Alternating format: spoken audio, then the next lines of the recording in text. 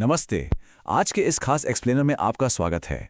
आज हम एक बेहद ही कमाल की यात्रा पर निकलने वाले हैं। हम ये डिकोड करेंगे कि कैसे हमारी पृथ्वी के बिल्कुल बेजान से दिखने वाले हिस्से आपस में मिलकर एक ऐसा परफेक्ट कॉम्बिनेशन बनाते हैं जिससे यहाँ जीवन पनप पाता है। तो चलिए सीधे उस सबसे बड़े और बुनियादी सवाल से अपनी चर्चा शुरू करते हैं। आखिर क्या बात है जो हमारी पृथ्वी को पूरे ब्रह्मांड में जीवन का इकलौता घर बनाती है? ऐसा क्या खास है यहाँ? इस पहेली को सुलझाने के लिए हम मुख्य रूप से 4 चीजों पर नजर डालेंगे। पहला, भूमंडल यानी हमारी जमीन। दूसरा, जलमंडल यानी पानी। तीसरा, वायुमंडल यानी हवा की परत। और आखिर में जीवमंडल, जहां ये सब एक साथ मिलते हैं। तो शुरुआत करते हैं हमारी इस यात्रा के सबसे पहले और सबसे ठोस पड़ाव से, यानी भूमंडल। आसान शब्दों में कहें तो भूमंडल हमारी पृथ्वी की वो ठोस बाहरी परत है जिस पर हम खड़े हैं। ये चट्टानों और मिट्टी से बनी है। इसे हम 2 बड़े हिस्सों में बांट सकते हैं। एक तो वो विशाल जमीन के टुकड़े जिन्हें हम महाद्वीप कहते हैं, और दूसरे महासागरों के गहरे बेसिन। और हाँ, इसी मिट्टी की पतली सी परत में वो सारे जरूरी पोषक तत्व छिपे हैं जो पेड़ पौधों और जीवों को जिंदा रखते हैं। अब जरा इस ठोस जमीन के स्केल या पैमाने के बारे में सोचिए। जब हम समुद्र तल को 0 मानकर ऊंचाई नापते हैं तो एक तरफ हमारे पास 8,848 मीटर ऊंचा विशाल माउंट एवरेस्ट है, और वहीं दूसरी तरफ प्रशांत महासागर की गहराई में छिपा है मारियाना गर्त, जो समुद्र तल से 11,022 मीटर नीचे है।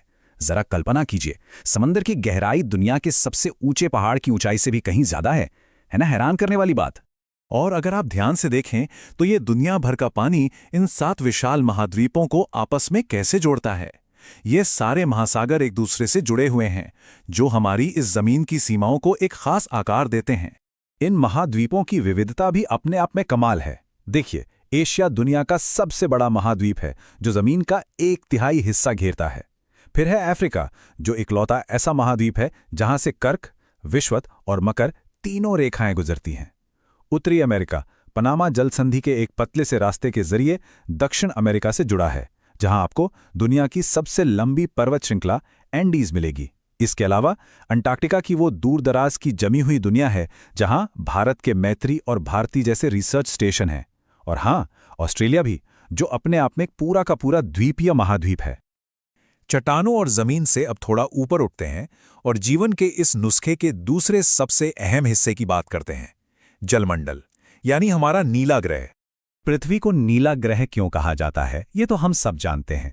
कारण बहुत सीधा सा है। हमारी पृथ्वी की सतह का 71% हिस्सा पानी से ढका है और केवल 29% हिस्से पर जमीन है। लेकिन यहां एक बहुत बड़ा विरोधाभास है, एक ऐसा सच जो अक्सर हमें चौंका देता है।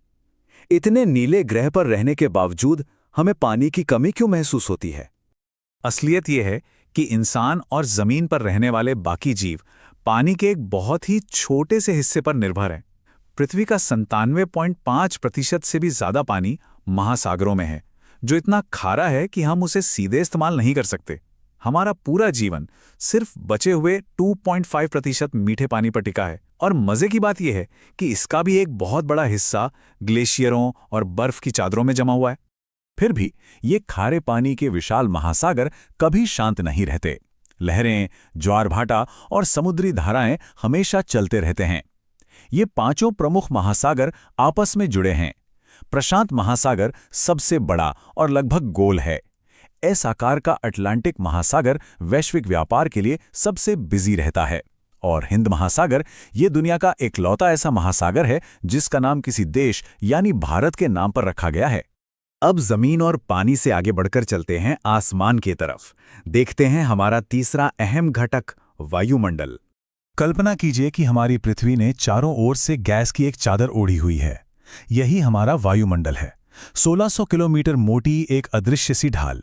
ये सिर्फ हमें सूरज की खतरनाक किरणों से ही नहीं बचाती, बल्कि इसी में वो जरूरी गैसें भी हैं जिन्हें हम और आप हर पल सांस के जरिए अंदर लेते हैं। जैसे जैसे हम जमीन से ऊपर आसमान की तरफ बढ़ते हैं, ये वायुमंडल तापमान और घनत्व के आधार पर 5 अलग-अलग परतों में बढ़ जाता है, शोभ मंडल से शुरू होकर सबसे ऊपर बहिर्मंडल तक। अब अगर हम हवा की केमिस्ट्री को देखें तो पाएंगे कि इसमें 78% नाइट्रोजन है, जो पेड़ पौधों और जीवों की ग्रोथ के लिए बहुत जरूरी है। 21% ऑक्सीजन है, जिसके बिना हम सांस नहीं ले सकते, और बाकी बचा 1%। इसमें कार्बन डाइऑक्साइड और आर्गन जैसी गैसें आती हैं। कार्बन डाइऑक्साइड की मात्रा भले ही कम हो, लेकिन ये पृथ्वी की गर्मी को रोककर हमें जमने से बचाती है। ये सच में एक परफेक्ट बैलेंस है। एक दिलचस्प बात और है, जैसे जैसे हम ऊंचाई पर जाते हैं हवा पतली होती जाती है, यानी उसका घनत्व तेजी से घटता है। इसी वजह से हाई और लो प्रेशर वाले क्षेत्र बनते हैं और हवाएं चलती हैं। हवा के इसी पतलेपन की वजह से ही तो जब पर्वतारोही माउंट एवरेस्ट जैसी चोटियों पर चढ़ते हैं तो उन्हें सांस लेने में मुश्किल होती है और उन्हें भारी ऑक्सीजन सिलेंडर अपनी पीठ पर लाद कर ले जाने पड़ते हैं। और अब हम पहुंच गए हैं अपने चौथे और आखिरी पड़ाव पर, जीवमंडल, जो असल में जीवन का असली केंद्र है। जीवमंडल कोई अलग से बनी हुई भौतिक परत नहीं है, बल्कि ये वो एक जादुई और बहुत ही संकरा जोन है जहां जमीन, पानी और हवा ये तीनों आकर आपस में मिलते हैं। यही वो जगह है जहां जीवन का वो परफेक्ट नुस्खा तैयार होता है, जिससे एक छोटे से बैक्टीरिया से लेकर हम इंसानों तक सब कुछ पनपता है। इन सबका ही शानदार तालमेल हमें आखिर में एक बहुत ही गंभीर सवाल सोचने पर मजबूर करता है। जरा सोचिए, ये सारे मंडल एक दूसरे पर कितने गहराई से निर्भर हैं। अगर हमारी किसी भी इंसानी गलती से इनमें से किसी एक का भी बैलेंस बिगड़ जाए तो जीवन के इस इतने दुर्लभ और नाजुक केंद्र का क्या होगा? इसी अहम सवाल के साथ आज का हमारा ये एक्सप्लेनर यहीं खत्म होता है। इस सफर में साथ